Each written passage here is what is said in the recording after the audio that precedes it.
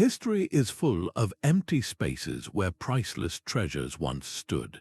These 38 vanished relics are not just lost objects, they are the missing keys to our past. By the end of this journey, you will understand how the absence of these artifacts has fundamentally rewritten history.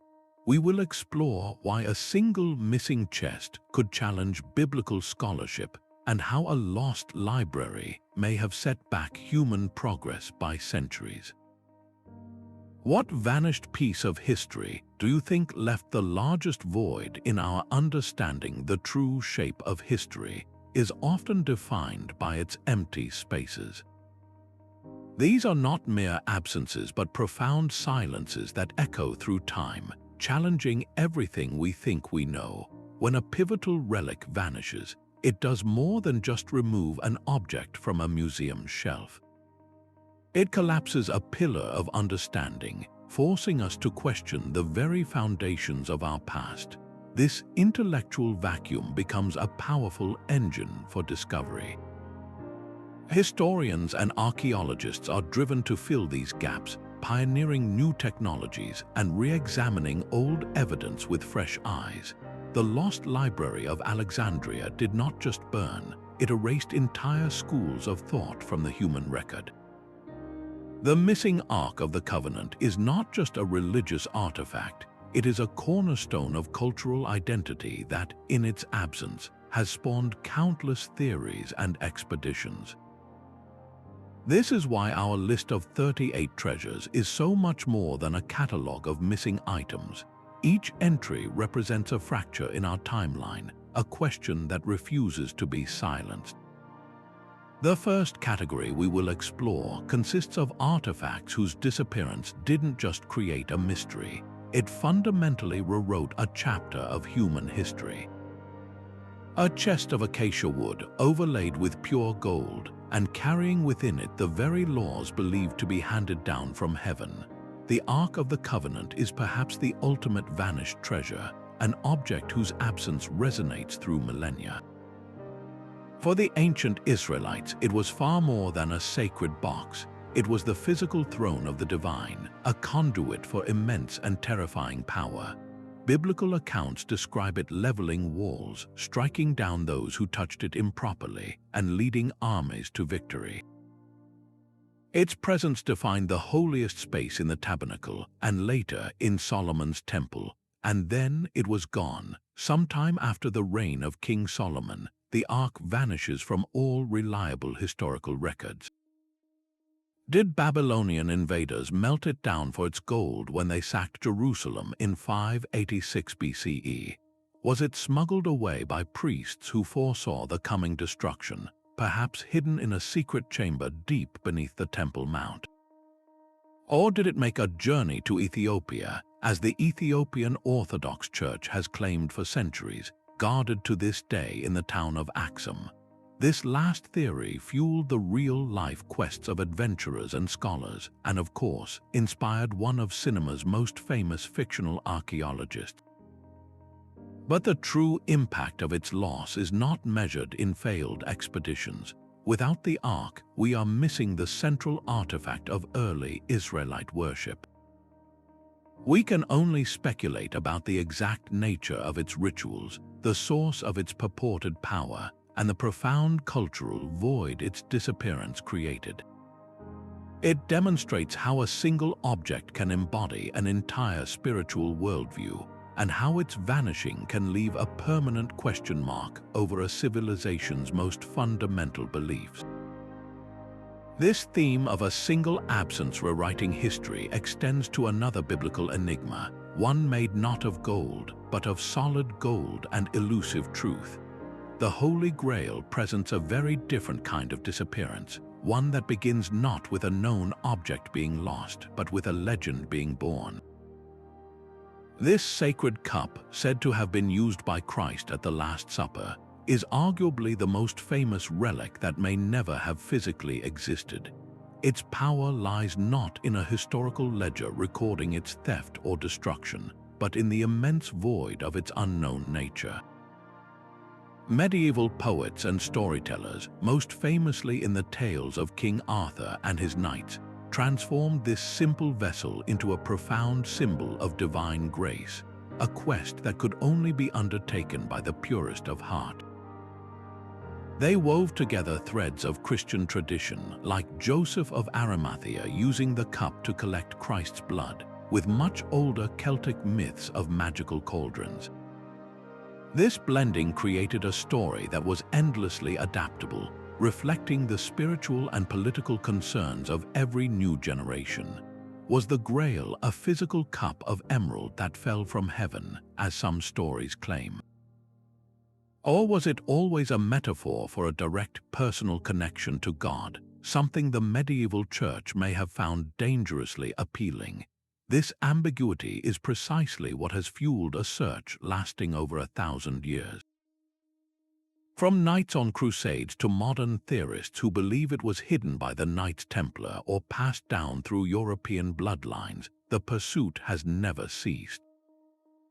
The Grail's true legacy is this relentless human drive to find meaning, to touch the divine.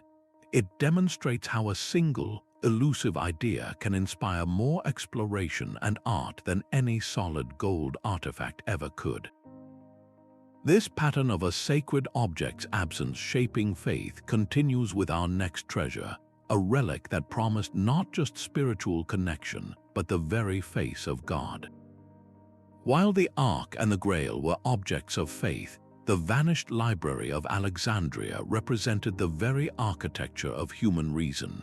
Picture not just a building, but the entire intellectual heartbeat of the ancient world contained within its walls. Founded in the 3rd century before the Common Era under the Ptolemaic dynasty, this was not merely a repository for scrolls. It was a grand, state-funded mission to gather all of the world's knowledge. Estimates suggest it held between 400,000 and 700,000 scrolls, a collection of staggering scope that included everything from the foundational geometry of Euclid to the pioneering astronomy of Aristarchus, who proposed a heliocentric solar system nearly 2,000 years before Copernicus.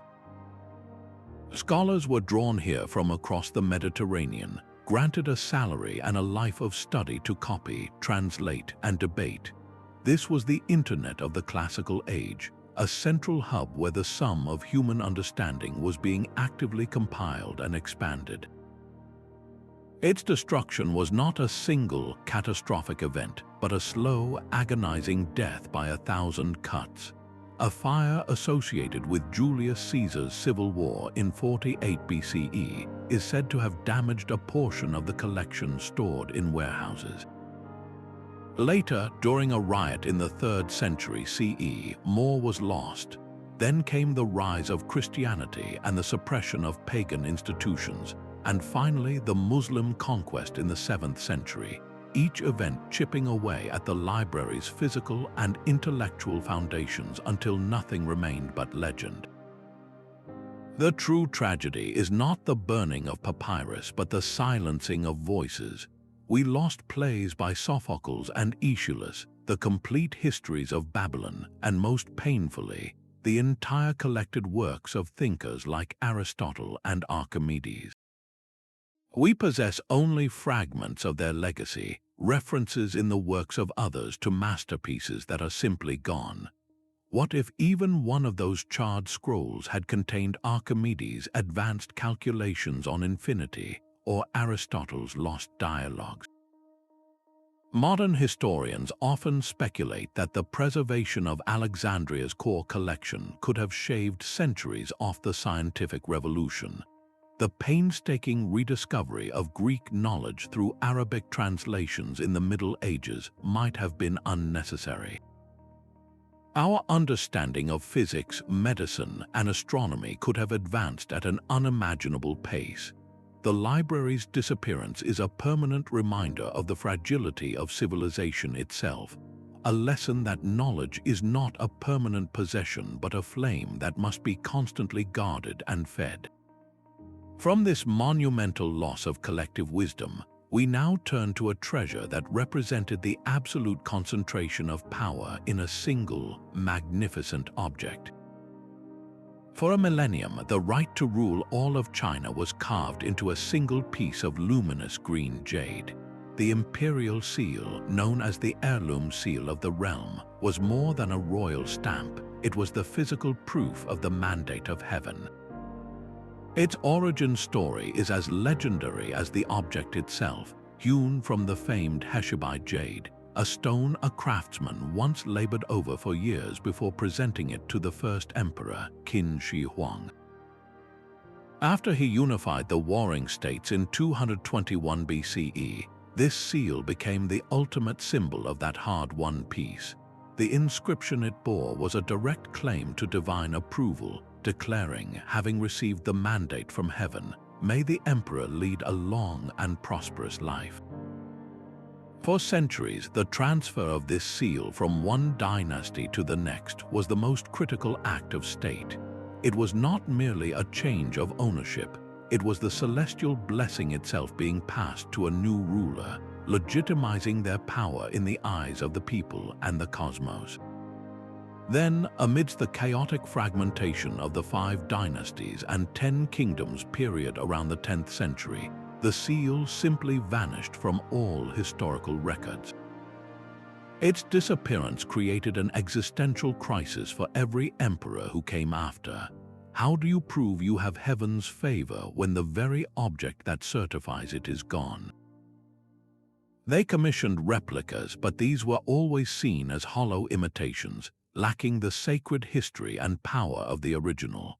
The absence of the heirloom seal created a permanent crack in the foundation of imperial authority, a silent question mark that hovered over the throne for the next 1,000 years. This profound loss demonstrates that political power is often a story we collectively agree to believe, and the most potent symbols are those whose absence is felt even more deeply than their presence. From a seal that connected an emperor to heaven, we now turn our gaze to a treasure that was believed to connect an entire civilization to its gods. A masterpiece of amber and gold, shimmering with the trapped light of millennia, simply evaporated from the earth. The amber room was no ordinary chamber. It was a breathtaking confection of wall panels crafted from over 6 tons of the finest amber, intricately carved and backed with gold leaf and mirrors. When lit by candles, the entire room would glow with a warm, honeyed radiance, an effect so stunning it was rightly called the 8th wonder of the world. Its journey was as complex as its craftsmanship. Created for Frederick I of Prussia in the early 18th century, it was later gifted to Peter the Great of Russia as a grand diplomatic gesture, a treasure to seal an alliance. Russian artisans then spent years expanding it, turning it into an 11 by 5 meter marvel that filled an entire chamber in the Catherine Palace. For 2 centuries, it stood as a testament to Baroque artistry, a symbol of imperial splendor. Then came the war. When Nazi forces besieged Leningrad, they specifically targeted the palace, recognizing the room's immense value. They carefully dismantled the panels, packed them into crates, and shipped them to Königsberg Castle in East Prussia, where they were put on display as a trophy of conquest. But as the war turned and the Red Army closed in on the city in 1945, the order was given to hide the room. The panels were crated up once more, and then they were gone. Did they go down with a ship in the Baltic Sea? Were they destroyed in the fierce artillery bombardments that leveled Königsberg? Or were they hidden in a secret salt mine or bunker that has yet to be discovered? The mystery has consumed treasure hunters for decades, spawning countless theories and fruitless expeditions across Europe. The modern, painstakingly reconstructed amber room that now welcomes visitors in Russia is a beautiful tribute, but it is also a permanent memorial to avoid. Its existence proves our deep need to reclaim what was lost, yet it can never replace the original, a creation born from a specific time and hands now silenced. This story shows with painful clarity how war does not just destroy lives. It systematically erases the very pinnacles of human culture, leaving behind only ghosts and questions. Those precious bones held the story of an entire chapter in the human journey. The Peking Man fossils were not merely ancient remains, they were a library written in calcium and stone, discovered in a cave system at Zhoukoudian over several years in the 1920s. This was a collection of skulls, teeth, and limb bones from a population of Homo erectus who walked the earth an astonishing 750,000 years ago. Their discovery was a monumental breakthrough, proving that early humans had not only migrated out of Africa but had thrived in East Asia, mastering the use of fire and crafting sophisticated stone tools. These individuals were not our direct ancestors, but they were our ancient cousins, and their fossils provided a crucial reference point, a tangible link in the sprawling chain of evolution. Then the dark clouds of war gathered. In 1941, with Japanese forces advancing, the scientists who had dedicated their lives to this research made a desperate decision. They would pack the irreplaceable fossils into crates and evacuate them for safekeeping. The plan was to transfer them from Beijing to a port, and then onto a United States Marine vessel for transport out of the conflict zone. But somewhere between the lab and the ship, the entire collection vanished. The crates never reached their destination, and the Peking Man simply disappeared from the face of the earth. Did they go down with a Japanese transport ship that was sunk by Allied forces? Were they seized and later discarded by soldiers who had no idea of the treasure they held? Or were they hidden in a basement or a tunnel, waiting silently to be rediscovered? For decades, these theories have swirled with countless searches and false leads, but the fossils remain lost. The impact of this single disappearance is immeasurable. Paleoanthropology lost its most significant Asian collection, a baseline for comparison that could have helped us understand countless other finds. Every new fragment of bone discovered in the region is held up against the ghost of the Peking Man, a standard that itself is missing. This is a loss that transcends politics, a stark reminder that the tides of war can wash away not just cities, but the very evidence of our deepest origins.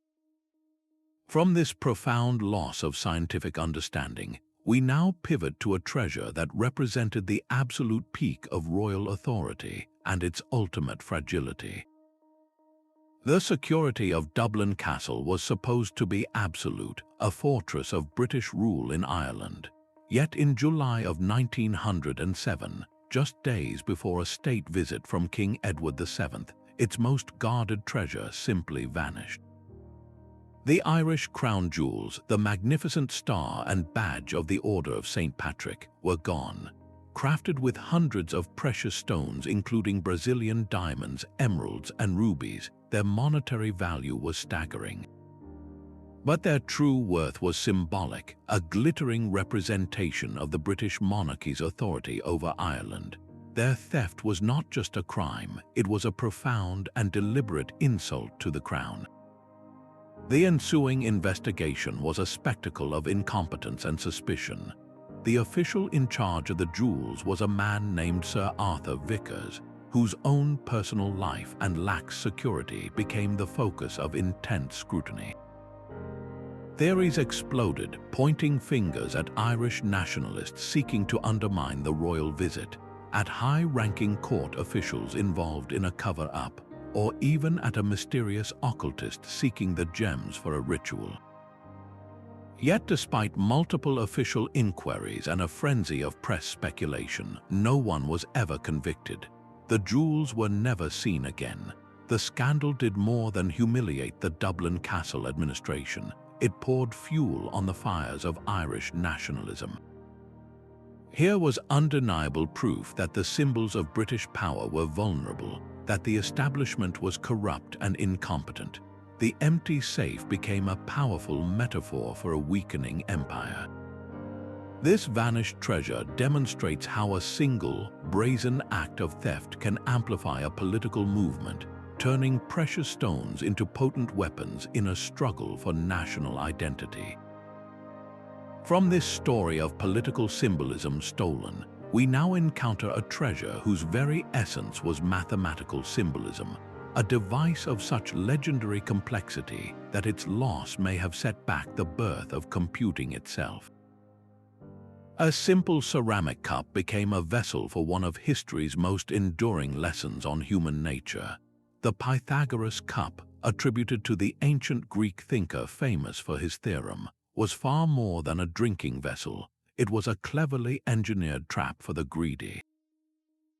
Legend tells us that Pythagoras designed it not to punish his students, but to teach them the vital principle of moderation. The mechanism was an exercise in elegant simplicity. A central column inside the cup contained a hidden, U-shaped tube. As long as the wine was poured only to a designated line, the cup functioned normally. But if a user, driven by gluttony, filled it beyond that point, the liquid would trigger a siphon effect. In an instant, the entire contents would drain out through a hole in the base, leaving the greedy drinker with nothing. This was practical philosophy in its purest form, a tangible application of Pythagorean ideals about balance and self-restraint. It demonstrated how the laws of physics and mathematics could be harnessed to illustrate a moral truth. The profound loss here is that no original cup from antiquity has ever been discovered. We have modern reproductions that prove the concept works beautifully, but we lack that direct physical link to the hands and minds of Pythagoras and his followers. Without an authentic artifact, we can only speculate on how widespread such teaching tools were. Were they common in philosophical schools, or were they rare, symbolic objects? The vanished Pythagoras cup represents a missing piece in the puzzle of how abstract thought was translated into daily life, proving that the ancients were masters of combining wisdom with craftsmanship.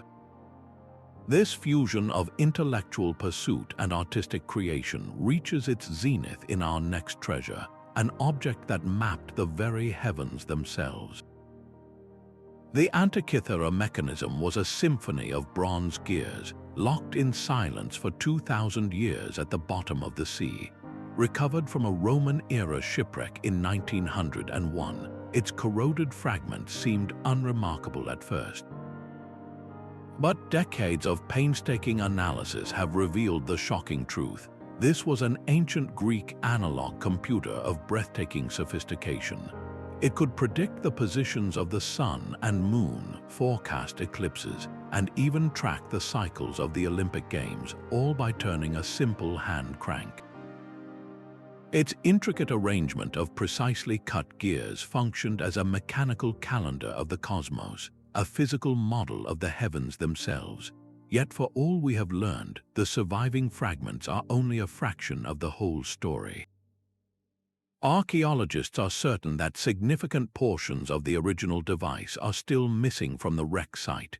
The complete mechanism was likely housed in a wooden case the size of a shoebox, and it almost certainly contained additional gears and dials that calculated the movements of the 5 known planets: Mercury, Venus, Mars, Jupiter, and Saturn.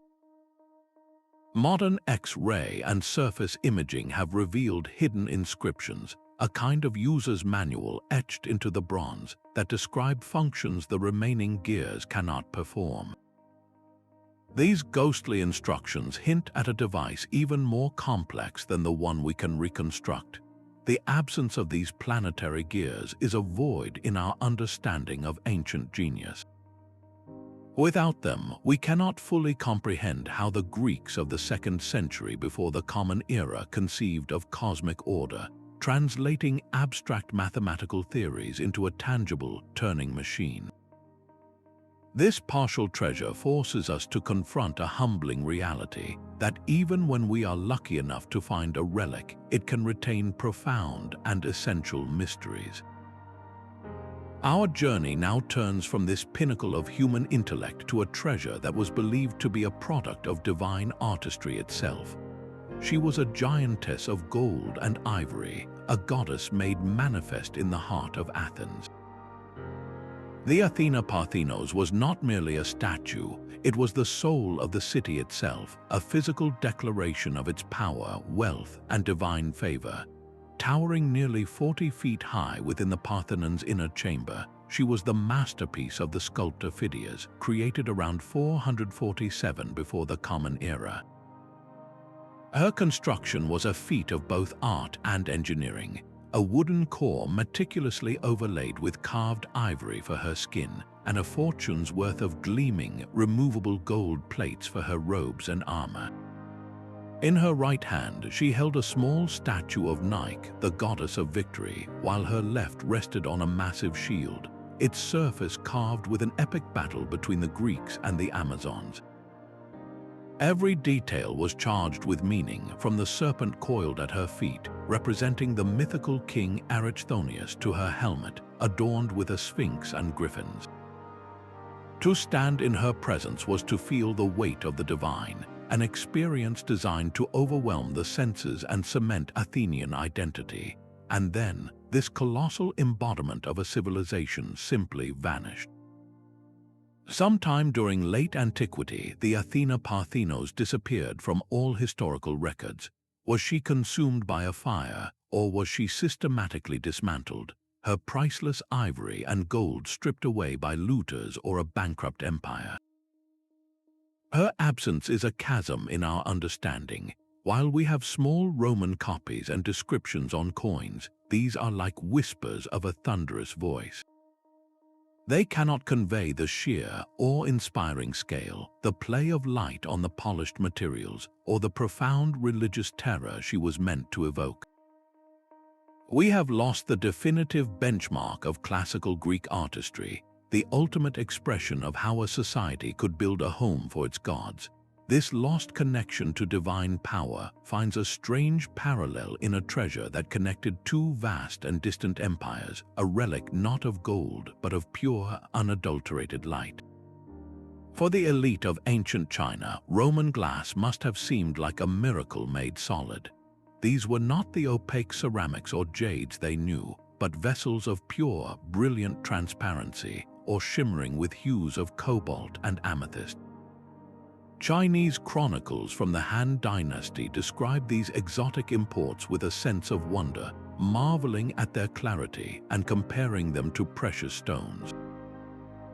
They were more than just beautiful curiosities, they were the ultimate status symbols, proof that a noble house possessed connections to the farthest, most sophisticated reaches of the known world.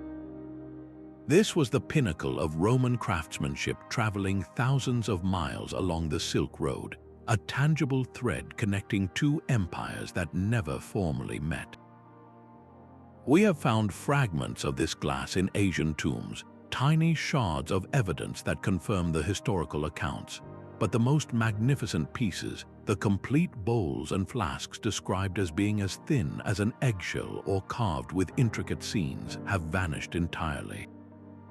Without these masterpieces, we are left guessing. How exactly did Chinese artisans react to this technology? Did they attempt to replicate it, leading to an earlier development of native glassmaking? Or did the Roman methods remain an unreachable secret, a lost art that arrived and then disappeared from the historical record? The absence of these specific objects creates a silent gap in the story of global exchange. We know the trade happened, but we cannot hold the best examples of its cultural impact. This missing glassware is a ghost of dialogue between two great civilizations, a conversation about art and technology that we can only hear faint echoes of, but never fully understand. That same fusion of royal authority and sacred purpose defined our next treasure, an object that was both a king's sword and a saint's relic. Gold and jewels were not its only adornments, for this crown was woven with the very spirit of a nation. Crafted for Bolesław I, the first crowned king of Poland in the 11th century, This was not merely a piece of regalia, it was a physical covenant. It represented the hard-won unification of Polish lands and their acceptance into the fold of Western Christendom. Historical accounts describe a diadem of immense value, likely fashioned from golden plates and set with precious stones, but its true power may have come from what was sealed within tiny fragments of saintly relics. This fusion of temporal authority and divine blessing made the crown the ultimate symbol of a kingdom's soul. Its disappearance in the 13th century, likely lost to the chaos of a Mongol invasion or a bitter internal conflict, was a catastrophic blow. The object that had legitimized the very concept of a Polish kingdom was gone. Every monarch who followed had to wear a replacement, a copy that could never carry the same sacred weight as the original, the one that had been touched by the hands of the founder. The lost Crown of Bolesław created a permanent break in the chain of memory, forcing the nation to forever look back to a symbol it could no longer see. This is the profound power of such objects. They are the anchors of identity, and when they vanish, the entire ship of state is left adrift, forever trying to reclaim its lost mooring.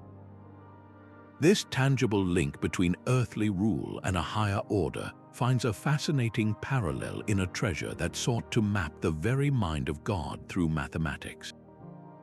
A prayer book from the 13th century held a ghost in its pages. This was the Archimedes Palimpsest, a manuscript that had been scraped clean and overwritten with religious texts, a common practice when parchment was scarce.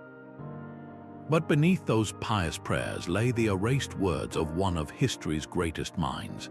The original 10th century manuscript was a complete collection of Archimedes' works, and it contained the only known copies of two revolutionary texts, the method of mechanical theorems and Stomachion.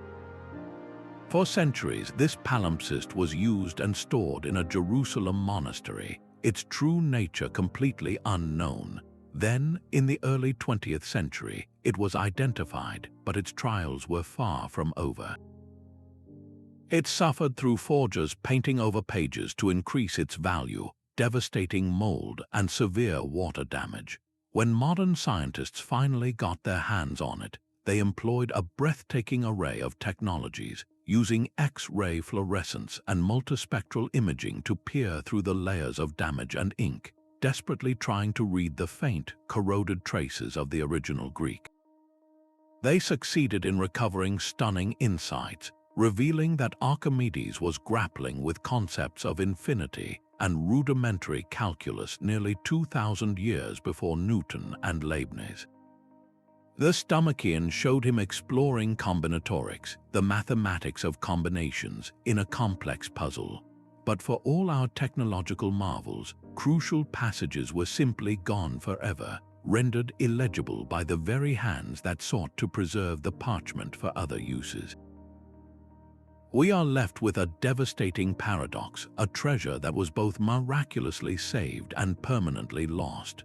We can see the shadow of his genius, but we will never fully grasp the complete architecture of his thoughts. This is a loss not of an object, but of a direct line to a mind that saw the universe in numbers. That same drive to map the cosmos through intricate craftsmanship defines our next vanished wonder, an object that turned the night sky into a portable, mechanical marvel. 3 other books just like it are gone forever. The Maya Dresden Codex is a breathtaking survivor, a bark paper screenfold book filled with complex astronomical charts and divination calendars. It sits today in a library in Dresden, Germany, a lone witness to a vast intellectual tradition.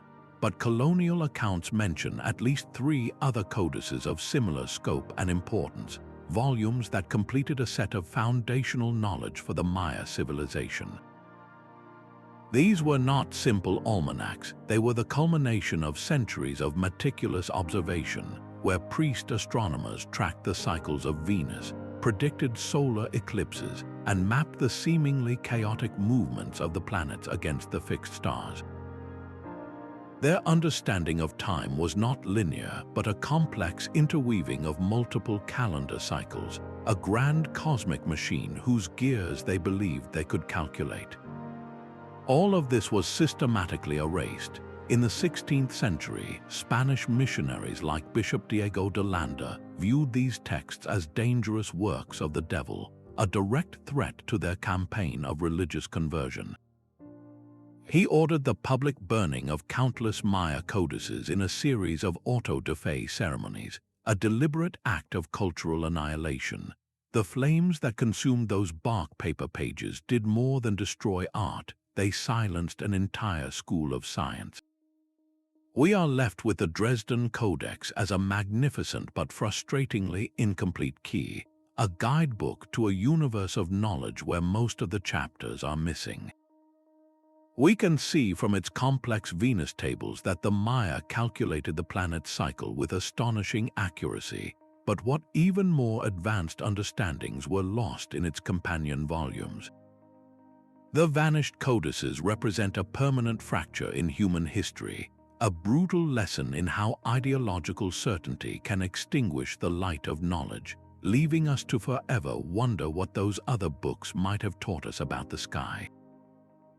From this catastrophic loss of written records, we now turn to a treasure that blurred the line between human artistry and the raw power of the natural world. An emerald slab inscribed with the secrets of the universe, the legendary tablet of Hermes Trismegistus was said to be the ultimate source of alchemical wisdom, a single piece of stone that held the principles of transformation for both matter and spirit. Its legendary inscription began with a phrase that would echo through the ages, "As above, so below," a declaration that the cosmos and the earth were mirrors of one another. Alchemists across medieval Europe and the Islamic world believed this object was a physical relic from a lost golden age of Egyptian knowledge, a direct transmission from the god Thoth, whom the Greeks called Hermes Trismegistus, the thrice greatest.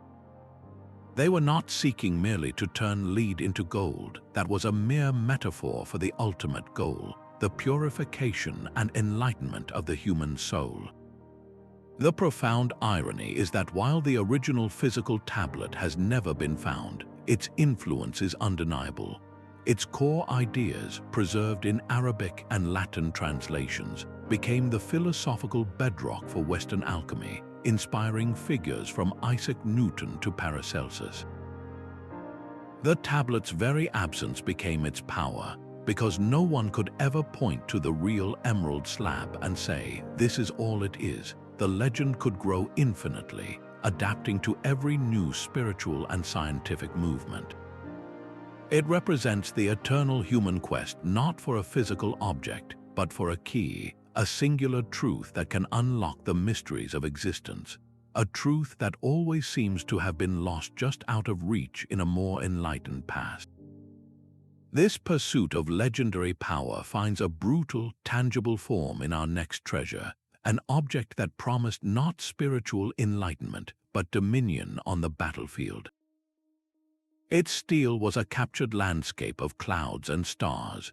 The Honjō Masamune was not merely a weapon, it was the ultimate expression of Japanese swordcraft, a blade forged by the legendary master Goro Nyūdo Masamune in the 13th century.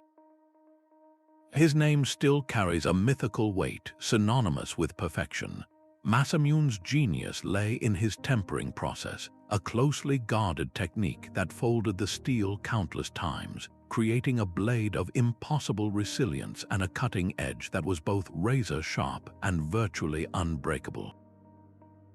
The result was a sword with a soul, its surface displaying a unique, misty pattern known as the Nai-Deki finish, where crystalline particles in the steel shimmered like a galaxy trapped within the metal.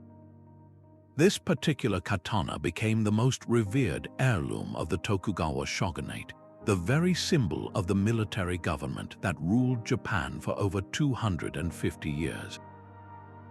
To hold it was to hold the authority of the shogun himself. Its journey through history was one of reverence and careful preservation until the cataclysm of the Second World War. In the chaotic aftermath of Japan's surrender in 1945, the occupying American forces issued an order for the disarmament of the nation. The Honjō Masamune, along with countless other historic swords, was formally surrendered to the authorities, and then it vanished. The official trail goes cold.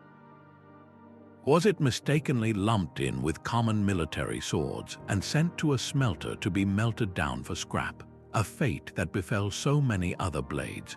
Or was it taken by a soldier who saw only a beautiful trophy, completely unaware that he was pocketing the soul of a nation? The loss is a profound amputation. For Japan, the sword was never just a tool of war. It was considered the sacred embodiment of the samurai spirit, a fusion of art, religion, and lethal function. The disappearance of the Honjō Masamune severed a direct physical link to the age of the shogun, a tangible object that had been passed down through generations of the most powerful men in Japanese history. Its absence is a silent scream in the story of cultural patrimony, a stark lesson in how the fog of war can swallow even the most iconic treasures, dispersing them into the void of history. This transition from earthly power to a higher authority is perfectly captured by a treasure that was not forged in a smithy, but woven from pure celestial light. Gold held the shape of a king's authority for more than a millennium. The Scepter of Dagobert was not just a ceremonial rod, it was the physical argument for the divine right of the French monarchy itself, a lineage traced back to the 7th century Merovingian king, Dagobert I. Its golden form was studded with ancient Roman cameos, a deliberate choice that connected the French crown to the legacy of Imperial Rome while anchoring its power in Christian tradition. For 1,000 years, this scepter was present at the coronations of kings, a tangible thread of continuity passed from one ruler to the next, whispering that their power was both ancient and blessed. Then came the Revolution. In the fervor of the 1790s, the French revolutionaries understood that to build a new world, the symbols of the old one had to be systematically dismantled. The royal regalia stored in the Abbey of St. Denis were targeted for destruction or dispersal. While some items were melted down for their bullion, the Scepter of Dagobert did not meet such a straightforward fate. It simply vanished from all official inventories, disappearing into the chaotic fog of that tumultuous decade. Its absence was not an accident, it was a deliberate act of political erasure. By allowing this ultimate symbol of royal continuity to disappear, the revolutionaries severed a link that had endured since the Dark Ages. They demonstrated that a revolution is fought not only on battlefields, but in the realm of symbols, where the destruction of a single object can be as powerful as the overthrow of a throne. This conscious dismantling of a regime's physical identity finds a strange parallel in a treasure that represented not earthly power, but the boundless curiosity of the human mind.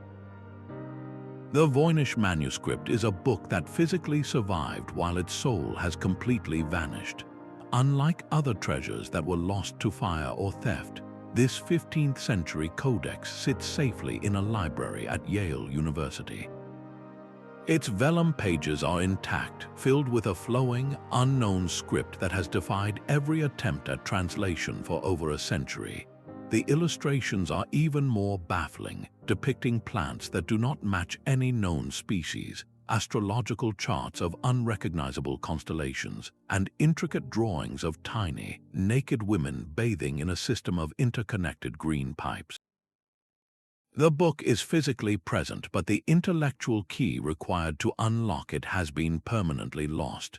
This is the disappearance of an entire system of thought, a cultural framework that simply evaporated, leaving behind a beautiful and utterly impenetrable artifact. Was this a coded herbal manual, a treatise on forgotten astronomy, or an elaborate and meaningless hoax designed to deceive a wealthy patron? Modern code breakers who cracked Nazi Enigma messages have thrown their most powerful computational tools at the problem, analyzing letter frequency and word patterns, only to conclude that the text possesses a structure unlike any known natural language or sophisticated cipher. This failure suggests a terrifying possibility that the knowledge system used to create the Voynich Manuscript is so completely extinct that we no longer possess the fundamental concepts needed to even begin understanding it. Its survival is a special kind of loss, a constant reminder that a culture's entire intellectual world can vanish, leaving behind a ghost that teases us with answers we can no longer comprehend.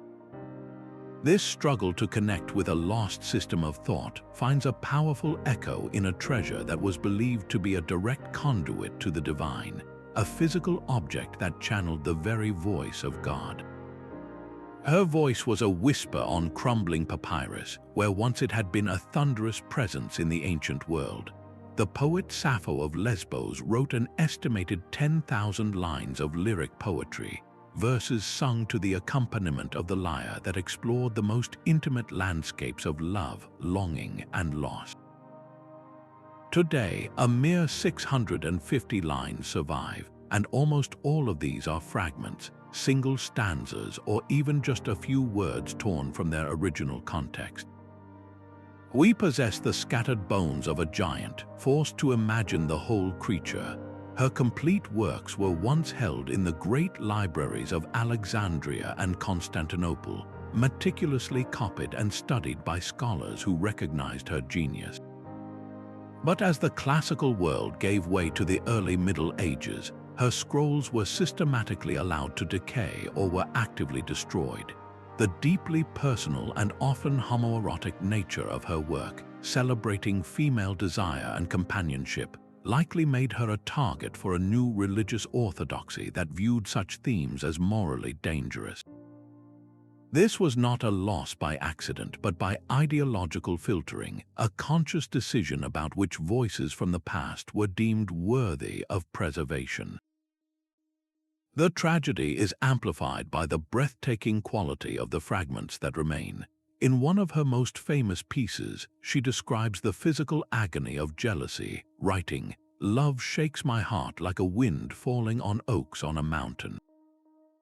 This is not primitive verse, it is psychologically astute, technically sophisticated poetry that feels utterly contemporary.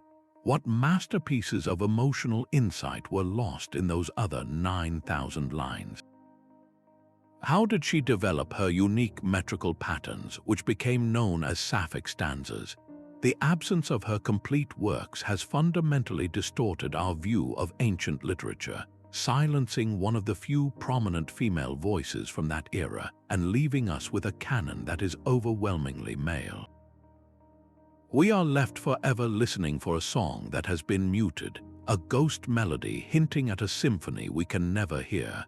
That same fusion of artistic genius and royal ambition defined a treasure that was not written on paper, but engineered from water and light. Ancient writers described a mountain of foliage built in the heart of a desert. The Hanging Gardens of Babylon were said to be a marvel of engineering, a series of ascending terraces supported by vast stone arches, home to towering trees and exotic flowers irrigated by complex machinery that lifted water from the Euphrates River. Greek historians like Diodorus Siculus painted a vivid picture for their audiences, speaking of gardens that hung in the air, a green paradise constructed by a king for a homesick queen who missed the forests of her homeland. Yet when archaeologists began excavating the ruins of Babylon in modern Iraq, they found something deeply puzzling. They uncovered the Grand Processional Way, the remains of the Ishtar Gate, and the foundations of the Great Ziggurat, but no trace of the legendary gardens. There were no unusual water channels, no special foundations for heavy trees, and no depictions of the gardens in any Babylonian art or cuneiform texts. This profound absence has forced a difficult question upon historians. Were the gardens a magnificent reality or an ancient traveler's tall tale? Some scholars now propose that the writers of antiquity were not describing Babylon at all, but were conflating it with the advanced gardens of the Assyrian king Sennacherib at Nineveh, where inscriptions and archaeological evidence do point to a massive system of aqueducts and botanical marvels. The vanished gardens of Babylon, therefore, represent a ghost that haunts the line between history and legend. Their existence is not disproven, but their complete lack of physical evidence serves as a humbling reminder of the fragility of even the grandest human achievements. A wonder can be so thoroughly erased that we are left to wonder if it was ever truly there at all, forcing us to question not just the ground beneath our feet, but the very stories we have told for millennia. This search for a tangible link between belief and creation finds a powerful echo in our next treasure, a relic that was both a spiritual icon and a masterpiece of artistic devotion. A simple stone bowl carried the weight of an entire spiritual tradition. The Buddha's alms bowl, according to ancient texts, was the very vessel the historical Buddha used for his daily meal, a humble object that became one of Buddhism's most sacred relics. As his teachings spread from India across the Silk Road, the bowl traveled with them, a powerful symbol of the Buddha's physical presence and his core message of non-attachment. It was enshrined and venerated in different kingdoms, from ancient Peshawar to the deserts of Central Asia, creating a tangible thread that connected disparate Buddhist communities across thousands of miles.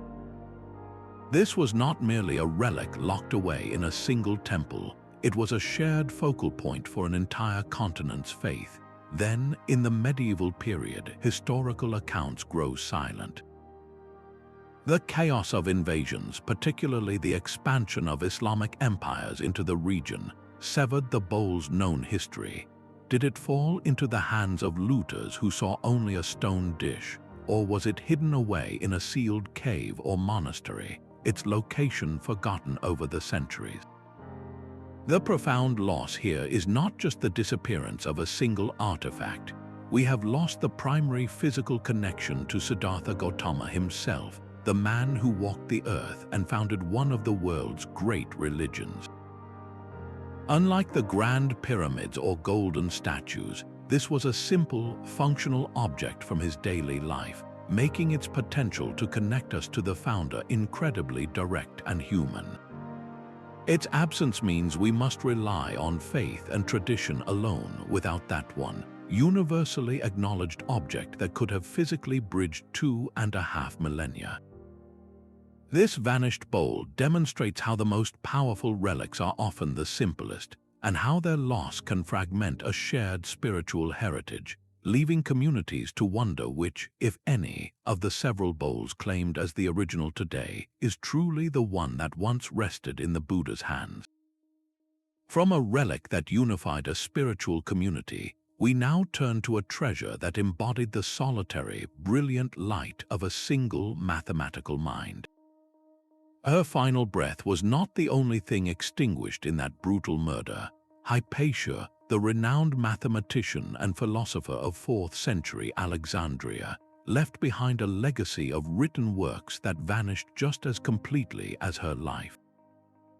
Her lectures at the Neoplatonic school drew students from across the empire, and her writings on mathematics and astronomy were considered the pinnacle of their time. She produced critical commentaries on the complex geometry of conic sections, the elegant curves created by slicing a cone, and she refined the astronomical tables used to map the heavens. These were not minor notes in the margins of history. They were the culminating works of classical science, standing on the shoulders of giants like Euclid and Ptolemy. Yet today, not a single line of her original writing survives. We know of her genius only through the letters of her students and the scattered, often begrudging, references in the works of male contemporaries. This creates a devastating silence in the historical record, a gap where one of the most prominent female voices in ancient science should resonate. Her erasure was a deliberate act, intertwined with the rising religious fervor and political machinations that consumed Alexandria. As a pagan intellectual and a powerful woman who advised the city's leaders, she became a target. A Christian mob whipped into a frenzy, dragged her from her chariot, tortured her, and burned her remains. In the ensuing climate of intolerance, her works were systematically sought out and destroyed, deemed dangerous to the new orthodoxy. The loss of Hypatia's complete works is a stark lesson in how gender violence and ideological purges can work in tandem to obliterate cultural contribution. We are left to wonder how much further her insights into geometry or her astronomical observations might have advanced human knowledge had they been allowed to survive. Her story forces us to confront the historical filters that have so often silenced women's intellect, leaving us with a fractured and incomplete understanding of our own past. This conscious destruction of a legacy rooted in reason finds a sharp contrast in our next treasure, an object created to forge a legendary connection between imperial power and the world of myth. Virgil's own hand never touched the copy of the Aeneid we read today. The poet was said to be so dissatisfied with his epic masterpiece that on his deathbed he gave orders for the original manuscript to be burned. He had spent a decade crafting this foundational myth for Rome, a sprawling narrative commissioned by Emperor Augustus to link the new imperial dynasty directly to the fallen heroes of Troy. Yet Virgil felt the work was unfinished, a raw block of marble that still needed 3 years of polishing. He wanted it destroyed, but Augustus intervened, countermanding the poet's final wish and ordering the manuscript preserved and published. For centuries, that original handwritten scroll, with its marginal notes and corrections, was a treasured relic. Then, as the Roman world fractured, the autograph vanished completely during the chaos of late antiquity. We are left with copies of copies, texts that were transcribed and recopied by scribes over hundreds of years. This loss is far more than sentimental. Without Virgil's original, we cannot know his final word choices in dozens of ambiguous passages. Were certain lines meant to be ironic, or were they sincere praise for Augustus? The subtle cadence of his own handwriting, the last-minute revisions scratched in the margin, all of that authorial intention is gone. The Aeneid we study is a collective creation, filtered through the hands of countless copyists, each potentially introducing their own small errors or interpretations. This vanished manuscript is a silent testament to the fragile journey of any ancient text, a reminder that the words we accept as canonical were often at the mercy of history, separated forever from the writer who gave them life. That same fusion of personal ambition and grand engineering defined a treasure that was not written on parchment, but constructed from cedar wood and royal pride. The warship Vasa rose from the deep, a ghost ship preserved for 3 centuries in the cold Baltic Sea, yet its soul was missing. When this magnificent vessel, top-heavy and unstable, capsized and sank on its maiden voyage in 1628, the most potent symbol of its power broke away and vanished. Historical records describe a colossal gilded lion over 13 feet long that served as the ship's figurehead. This was not mere decoration, it was a declaration. The lion, with its fierce expression and regal posture, embodied the ambition of the Swedish king Gustavus Adolphus to dominate northern Europe. It was the very face of his naval might, leading his great warship into battle. While hundreds of other intricate carvings were recovered with the hull, the original lion was never found. Modern reconstructions give us a sense of its scale and ferocity, but they are educated guesses. We can never analyze the original woodcarver's chisel marks or the precise composition of the gold leaf applied by the guild craftsmen. The specific, hands-on knowledge locked within that single, monumental object is gone forever. The Vasa stands in its museum today, a breathtakingly complete time capsule, yet it is permanently separated from the one element that gave it its identity and its name.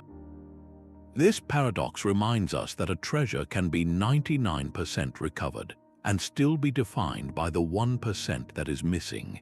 From this absent face of royal ambition, we now turn to a treasure that measured the ambitions of the heavens themselves, a device that connected the vastness of the cosmos to the precise ticking of a clock.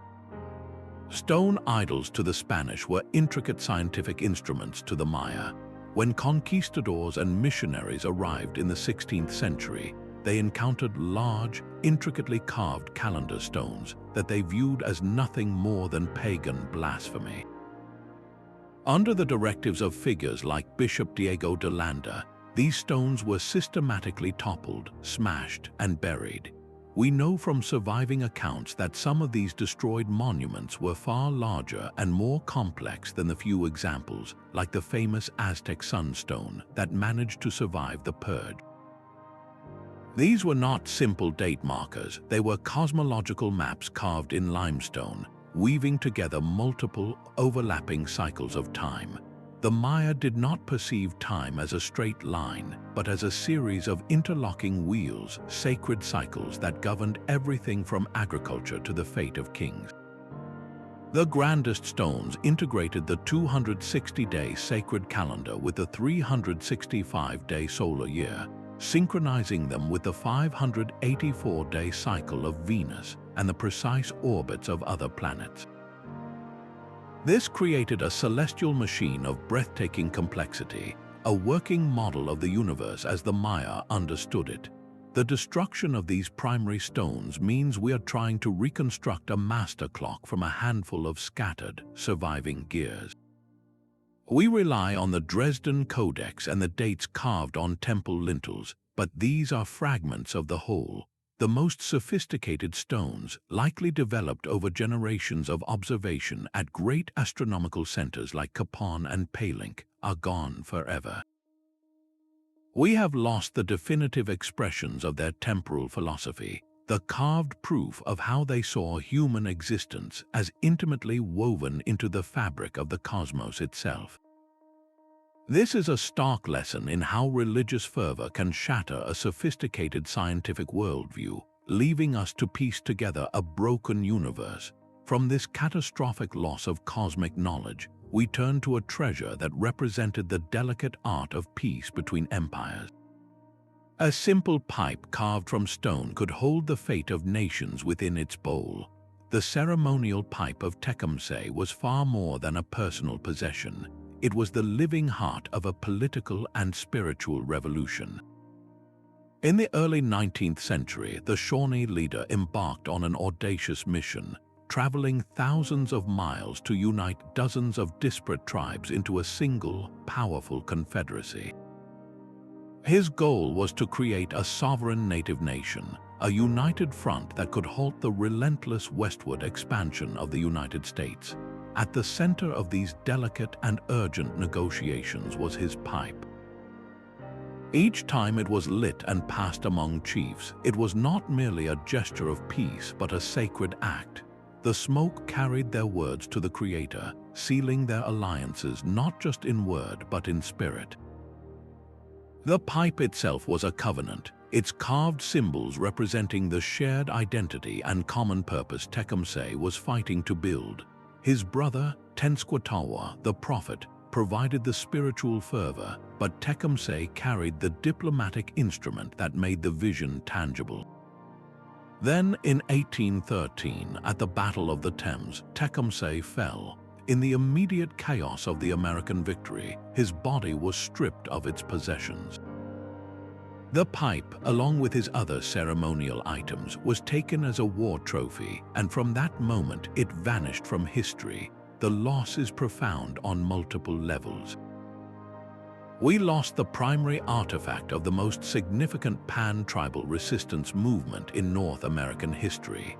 But more than that, we lost a key to understanding the spiritual dimension of indigenous diplomacy. How were the alliances ritually sealed? What specific symbols were carved into the stone, telling the story of this fragile unity? The pipe's disappearance amid the violence of colonial conflict symbolizes the deliberate fragmentation of native political power. Its absence demonstrates how a single object can be so deeply entwined with a movement that its loss feels like the silencing of the movement's very soul. This theme of a lost object representing a shattered unity finds a parallel in a treasure that fused artistic genius with breathtaking mechanical precision. The gleaming bronze warriors of ancient Greece were not the stark white figures we see in museums today. They were living presences, their surfaces meticulously polished and inlaid with copper lips, silver teeth, and glass-paced eyes that seemed to gaze out with startling realism. Sculptors like Polykleitos and Praxiteles did not work primarily in marble, but in this ductile, responsive metal, perfect for capturing the dynamic tension of a discus thrower at the peak of his motion or the gentle, swaying curve of a goddess rising from the sea. The Romans, who later conquered Greece, were in awe of these masterpieces. They commissioned countless marble copies to adorn their villas and forums, but these translations were fundamentally flawed. Marble cannot support the same daring, outstretched poses as bronze. An extended arm or a free-standing leg requires a clumsy marble prop, a tree trunk or a chunk of drapery that ruins the original fluidity. The subtle play of light on a polished bronze surface, shifting as the viewer moved, was lost in the uniform, matte whiteness of stone.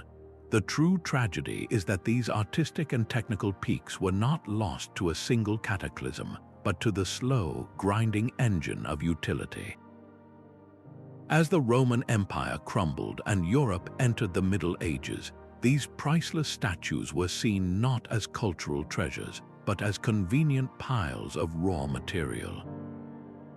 A magnificent bronze of Apollo could be tossed into a furnace and recast as a dozen cooking pots or 100 spearheads. The economic imperative of the moment consistently outweighed any abstract notion of preserving the past. We are left with a handful of miraculous survivors, like the Rias bronzes fished from the sea, which offer a breathtaking glimpse of what was lost. They prove that our entire understanding of classical art is a reconstruction, a view filtered through the tastes and limitations of Roman copyists. The vanished bronzes are a sobering lesson in how the march of history is often measured not by what is saved, but by what is willingly sacrificed for practical gain. This erasure of a sophisticated technical tradition finds a haunting parallel in a treasure that transformed the ephemeral beauty of music into a tangible, mechanical wonder. The physical blueprint for perfection was carved into a set of wooden molds. Antonio Stradivari did not just build violins, he constructed sonic miracles, and the heart of his genius lay not in the finished instruments, but in the internal forms he used to shape them. These were not simple jigs, they were the three-dimensional master plans, the precise architectural templates onto which he built the spruce tops and maple backs of his legendary violins and cellos. Each former was a negative space, its curves and archings dictating the exact proportions that would resonate with that famous, unparalleled voice. While a few of his other tools, like clamps and planes, have been preserved, the complete set of these critical forms vanished after his death in 1737. They were the secret keys to the kingdom of sound, and they were gone. This loss is a profound chasm for modern luthiers, the craftsmen who build and repair stringed instruments. They possess the finished Stradivarius violins and can measure them down to the millimeter, but they are working backwards from an effect without knowing the exact cause. It is like having a perfect, intricate clock and trying to recreate the watchmaker's original drawings by only studying the ticking hands. They must deduce the steps Stradivari took, the order of assembly, and the subtle, almost imperceptible adjustments he made to the wooden molds themselves over his long career. The vanished forms demonstrate that true craft knowledge is often an alchemy of hand, tool, and material, a living process that cannot be fully captured by analyzing the final product. A Stradivarius violin is a frozen moment of genius, but the wooden forms were the living, breathing source of that genius, and their silence leaves a permanent mystery hanging in the air at the heart of every concert hall. This struggle to recapture a lost artistic process finds a powerful echo in a treasure that fused literary imagination with tangible, historical reality. The complete story of Rome once filled 142 scrolls. The historian Livy dedicated his life to composing this monumental history, a narrative that stretched from the city's mythical founding by Romulus to the reign of Emperor Augustus. Today, only 35 of those books remain. The rest, over 100 volumes of meticulously compiled history, simply dissolved during the Middle Ages. The loss was not one of fire or conquest, but of slow, quiet neglect. The sheer physical bulk of the collection made it a burden to copy and store in an age of scarce parchment and shrinking literacy. Monasteries, the new guardians of knowledge, often prioritized religious texts over secular histories, especially those written in a classical Latin that was becoming increasingly difficult to read. The practical need for storage space and relevant reading material conspired to erase Livy's life work. The vanished books covered the most dramatic and formative periods of Roman history, including the epic Punic Wars against Carthage and the turbulent political struggles of the late Republic. We lost Livy's first-hand account of Hannibal crossing the Alps, his analysis of the Gracchi brothers' social reforms, and his portraits of figures like Marius and Sulla. This is not just a loss of facts, but of a specific Roman voice, a particular way of understanding their own destiny and virtues. The surviving fragments are like a grand mural where 3/4 of the paint has flaked away, leaving us to guess at the full picture. Livy's fate demonstrates a chilling truth that the survival of history is often a matter of simple logistics, where the story of a civilization can be lost not to malice, but to a simple lack of shelf space. From this monumental loss of historical narrative, we now encounter a treasure that channeled divine narrative into a single, sacred object. Even the most sacred rock is not immune to the hands of time and human fallibility. The black stone of the Kaaba, set in the eastern corner of Islam's holiest shrine, is a tangible link to a story that begins with the prophet Abraham. Islamic tradition holds that this dark, polished stone was given to Abraham by the angel Gabriel, and it has been kissed and revered by countless millions of pilgrims over the centuries. Yet the stone we see today is not entirely whole. It is actually a collection of fragments held together by a silver frame. Throughout history, this revered object has suffered from accidents and attacks. In the 7th century, the stone was damaged during a siege, and in the 10th century, a sect known as the Carmatians stole it, holding it for ransom for over 20 years before its return, though not entirely intact. Smaller pieces were reportedly chipped away during these events, taken as powerful relics or souvenirs by various rulers and factions. These missing fragments represent a physical diaspora of the sacred, a scattering of the stone's essence across the globe. The silver band that now binds the remaining pieces is a poignant symbol of this fragmentation, a necessary repair that also highlights the loss. This creates a profound tension between the ideal of an inviolable relic and the messy reality of its history. The stone's partial disappearance forces a difficult question. How do we reconcile the human instinct to possess a piece of the divine with the sacred duty to preserve its wholeness for all believers? This theme of a fractured physical connection now shifts to the sea, where an entire library of geographic knowledge was swallowed by the waves, taking with it the most advanced understanding of the world's shape. Admiral Zheng, his fleet was a floating city of knowledge. Its true treasure carried not in its holds but on its chart tables. In the early 15th century, this immense armada of treasure ships, some reportedly over 400 feet long, undertook 7 epic voyages across the Indian Ocean. They reached the coast of East Africa, the Arabian Peninsula, and throughout Southeast Asia, establishing trade and collecting a staggering wealth of geographic data. The navigation charts compiled from these journeys were the crown jewels of this endeavor, masterpieces of Ming Dynasty cartography that plotted coastlines, currents, and star paths with a precision Europe would not achieve for decades. These were not simple coastal sketches. They were integrated maps that combined traditional Chinese land cartography with detailed maritime routes, creating a complete picture of the known world. And then they were systematically erased. A new emperor ascended the throne, and the political winds shifted violently. Court factions who saw the voyages as a wasteful extravagance won out, advocating for a policy of strict isolationism.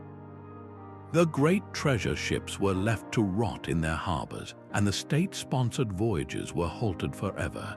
In this new climate, the advanced navigation charts were no longer seen as assets, but as dangerous reminders of a rejected policy. They were likely destroyed, filed away in forgotten archives, or simply allowed to decay, their vellum and paper dissolving into dust. The loss is catastrophic for our understanding of global history. These maps could have proven definitively that Chinese knowledge of the world, from the Swahili coast to the Straits of Malacca, was vastly more extensive than that of contemporary European explorers. Did Zheng his cartographers map parts of Australia or the Americas, as some tantalizing but unproven theories suggest? We will never know for certain because the political decision to turn inward necessitated the silencing of the very knowledge that had made their outward expansion possible. This is a stark lesson in how technological superiority can be voluntarily surrendered, how a state can choose to burn its own maps and retreat into a smaller world. This deliberate erasure of a grand vision finds a parallel in a treasure that was not drawn on paper, but carved from the living rock of a mountainside to project an image of absolute power. Their architectural drawings were a secret locked inside the stone itself. The original plans for the great church of Hagia Sophia, commissioned by Emperor Justinian in Constantinople, vanished not long after its completion in 537.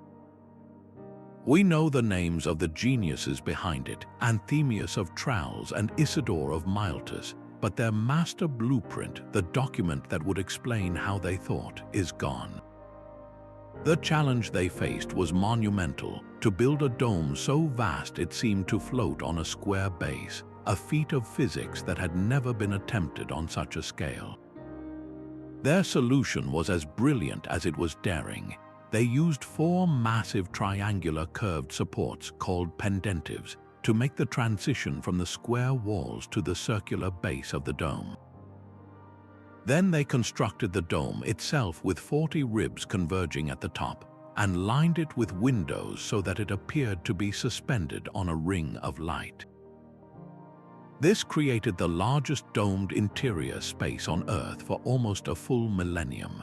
Yet without the original plans, we are left to reverse engineer their triumph. Modern structural analysts can scan the building and run computer models, but they are working backwards from the answer. The plans would have revealed the architect's philosophical approach. Did they calculate the precise curvature of the dome through complex mathematics? Or was it refined through scale models and an intuitive grasp of geometry? We have lost the marginal notes, the calculations in the margins that showed their thought process when confronting a crack or a weakness. The loss of these unique documents means a chasm exists between the magnificent structure we can visit today and the intellectual journey that created it. We can admire the soaring space, but we cannot fully comprehend the minds that first conceived it. a stark reminder that the most profound human knowledge can be concentrated in a set of fragile documents, as vulnerable to loss as any golden relic. This missing link between a physical creation and its underlying genius finds a parallel in a treasure that sought to transform the very nature of matter itself. Isaac Newton spent more time on alchemy than he did on optics or physics. While the world remembers him for the laws of motion and universal gravitation, his private passion was the search for the philosopher's stone, the legendary substance said to transmute base metals into gold and grant eternal life. He filled thousands of pages with coded notes, transcribed ancient alchemical texts, and conducted countless experiments in a small laboratory, seeking the secrets of a hidden, vital universe. These were not the idle doodles of a genius, but a parallel intellectual universe he believed was essential to understanding the true nature of God's creation. After his death in 1727, his heirs and early biographers were horrified. This was not the rational, Enlightenment figure they wished to present to the world. They saw his alchemical pursuits as an embarrassing superstition, a lapse in judgment from an otherwise flawless mind. So they systematically dispersed his vast collection of alchemical manuscripts, censoring his legacy to fit a new, sanitized ideal of scientific purity. Many were lost, destroyed, or simply filed away in private collections, deliberately separated from his celebrated scientific papers. The loss of these unified notebooks creates a profound fracture in our understanding of his thought process. How did his daily work with furnaces and mysterious recipes influence his conception of invisible forces acting at a distance, the very foundation of his theory of gravity? Was his vision of a clockwork universe governed by mathematical law somehow informed by his belief in a living, spiritual matter that connected all things?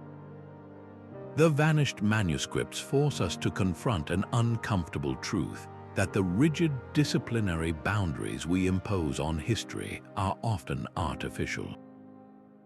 We have preserved the Newton who gives us calculus and physics, but we actively suppress the Newton who sought to decode the divine through chemical transformation. This deliberate filtering reminds us that a historical figure is not a fixed monument, but a complex human whose complete portrait can be shattered by the biases of those who come after. The impulse to unify disparate realms of knowledge finds a different expression in our next treasure, an object that wove together the artistic traditions of two powerful empires on a single, magnificent tapestry. The Mongol Golden Horde did not just conquer, it curated a new cultural identity from the peoples it ruled. For 2 centuries, the Khans of this vast Western Mongol empire presided over a glittering court where ceremonial regalia became a physical argument for their authority.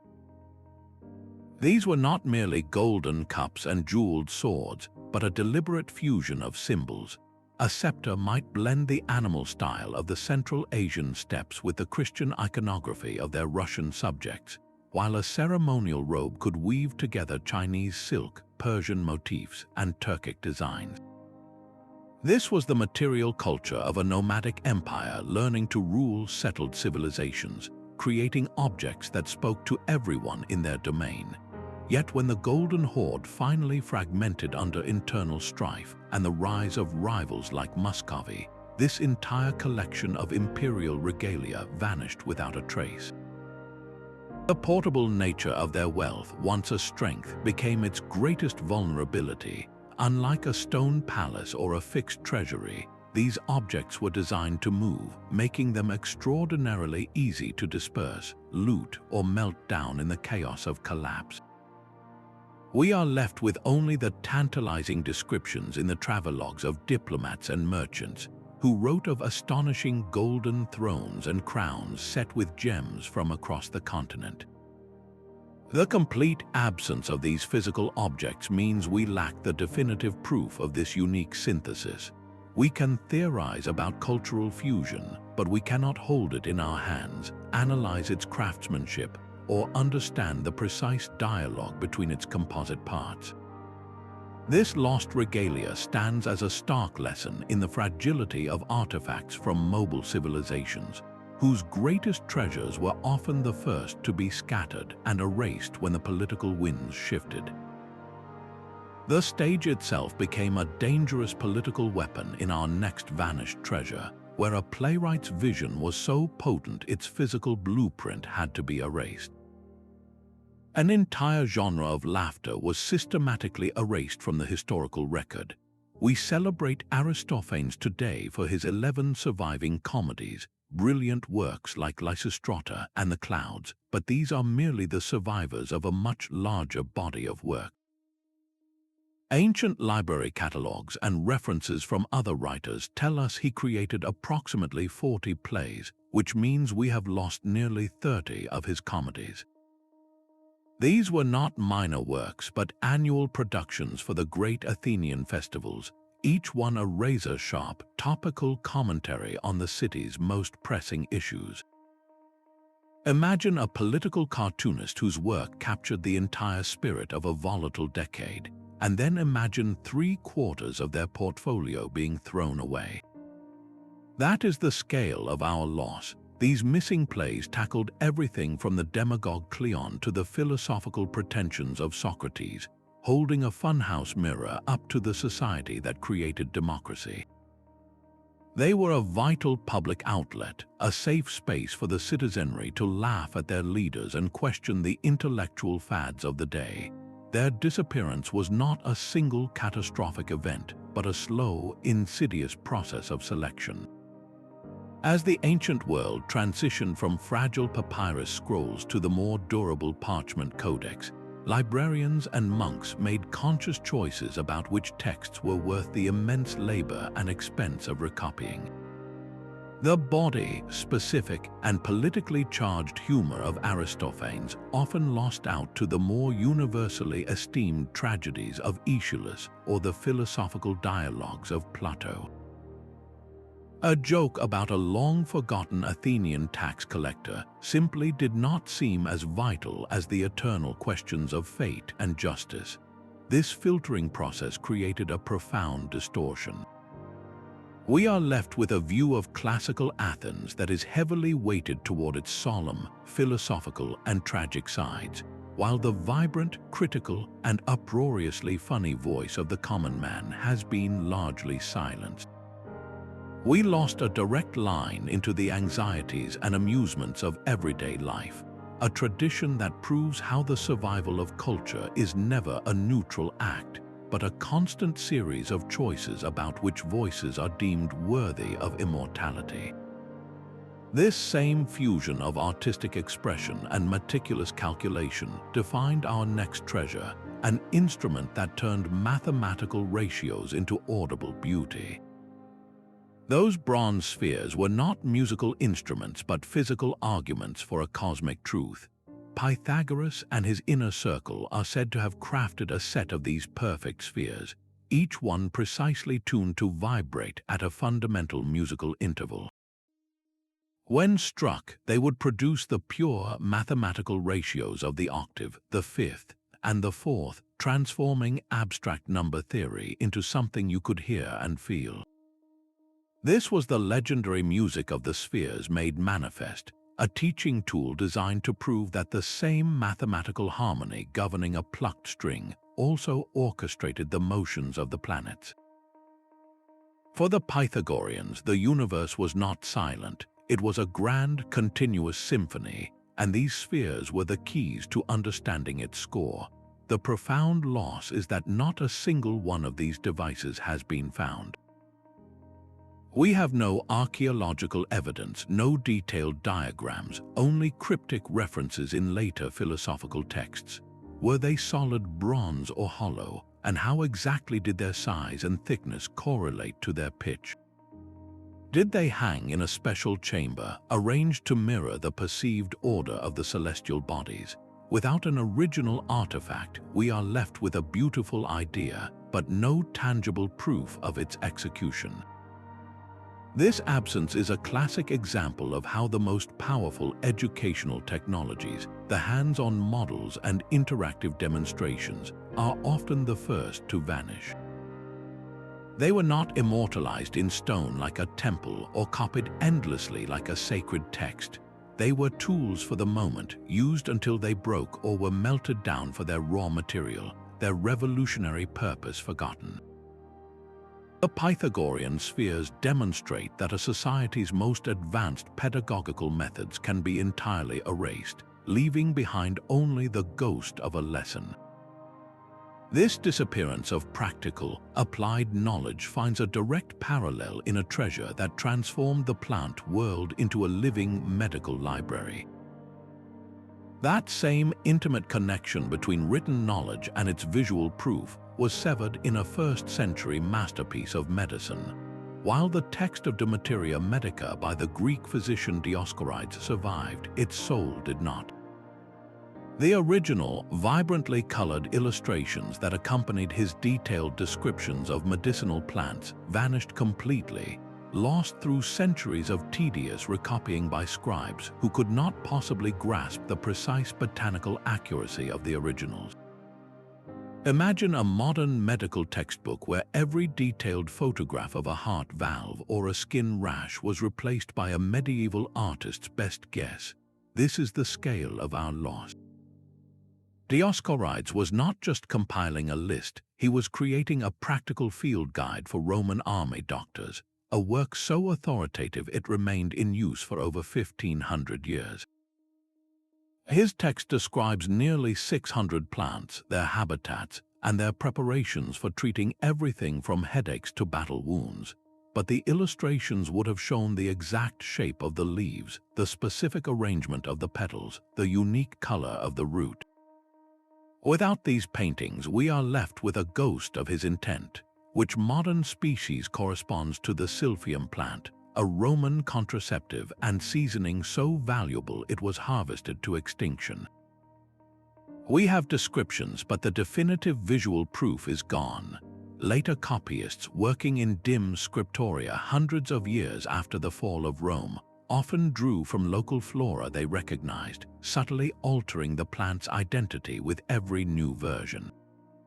A crucial medicinal herb from the Mediterranean might slowly transform into a common Northern European weed over the course of a few generations of manuscripts. This degradation of visual information created a cascade of uncertainty where the practical application of ancient medicine became a dangerous guessing game. The vanished illustrations of De Materia Medica represent more than just lost art. They are a case study in how scientific communication fails when its visual component is compromised. They demonstrate that a written description alone is a fragile vessel for precise knowledge, especially when that knowledge is meant to heal or harm. This final category of vanished treasures moves from these grand libraries and public wonders to the most intimate artifacts of all, the personal possessions that silently witnessed the great turning points of history. Plaster touched the face of a fallen emperor, capturing his exact features in a perfect negative space. In the hours following Napoleon's death on the remote island of St. Helena in 1821, his personal physician, Dr. Francesco Antimacchi, made a plaster cast directly from the emperor's face. This was not a death mask in the traditional, ceremonial sense. It was born from a potent mix of scientific curiosity and raw political symbolism. The early 19th century was obsessed with the fledgling science of physiognomy, the belief that a person's character and intellect could be read in the contours of their skull and the set of their features. What better subject for such a study than one of history's most brilliant and controversial minds? The original mask was the ultimate physical data point, a three-dimensional record untouched by the flattery of a painter's brush or the bias of a biographer's pen. It held the true shape of his brow, the precise line of his nose, the very imprint of a man who had reshaped Europe, and then this definitive original simply vanished. The circumstances of its disappearance are shrouded in mystery, likely lost to a tangle of ownership disputes and shockingly poor documentation in the years after it was created. We are left with a series of copies, each one a generation removed from that initial, intimate contact. Which of these subsequent bronzes and plasters is the most faithful reproduction? Without the original to serve as a benchmark, we cannot say for certain. We argue over the subtleties of his expression, debating whether a particular cast shows a hint of serenity or a trace of anguish, all without the one object that could settle the debate. The loss of Napoleon's original death mask is a powerful lesson in modern historical fragility. It proves that even for a figure as recent and meticulously documented as Napoleon, the chain of custody for a key artifact can be broken. The authentication challenges that emerge from its absence show us that the fog of history can descend with surprising speed, obscuring the literal face of a legend and leaving us with competing ghosts. These 38 voids in our collective memory are not merely a list of missing things. They form a constellation of absences, a negative image of history itself. Each vanished treasure, from the Ark of the Covenant to Napoleon's mask, represents a fracture in our understanding, a question that can never be fully answered. Their collective impact is a humbling reminder that the past we study is not a complete and polished monument. It is a ruin, a patchwork of surviving evidence surrounded by profound and permanent silences.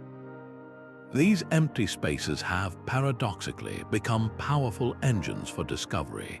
The relentless human drive to fill these voids has pushed archaeology to develop new technologies, from ground-penetrating radar that can see beneath city streets to multispectral imaging that can read erased ink. It has forced historians to re-examine overlooked documents and to listen more carefully to the echoes left behind in art, literature, and folklore. The story of humanity is not just written in the objects we have preserved, but is equally defined by the ghosts of what we have lost. They teach us that knowledge is not a permanent possession, but a flickering light that requires constant guardianship. Every lost library, every melted statue, every stolen crown is a warning.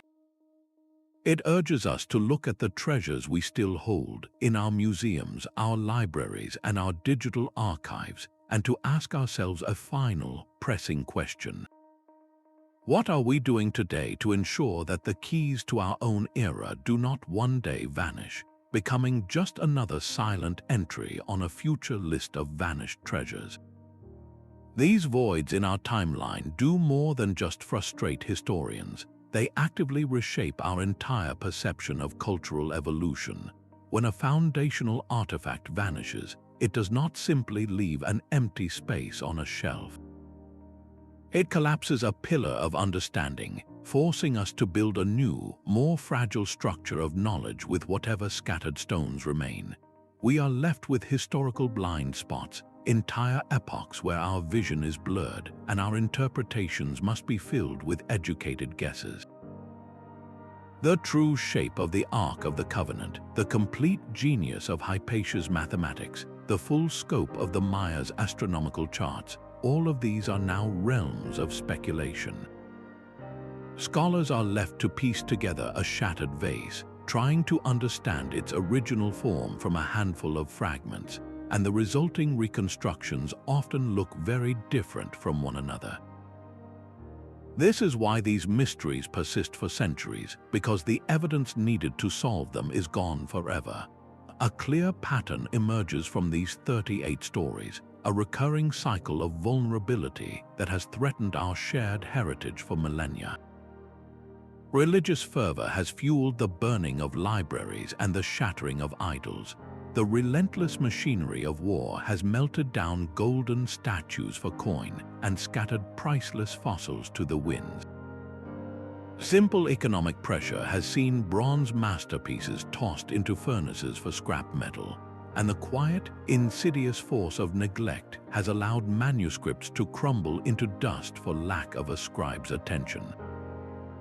These are not separate tragedies, but different symptoms of the same disease, a human tendency to prioritize the immediate needs of the present over the permanent legacy of the past. Yet, paradoxically, this landscape of loss has become a powerful engine for discovery. The very absence of these treasures has pushed the boundaries of historical science to its limits. How do you read a scroll that is too charred to unroll? How do you find a lost tomb hidden beneath a modern city? The search for answers has driven the creation of stunning new technologies.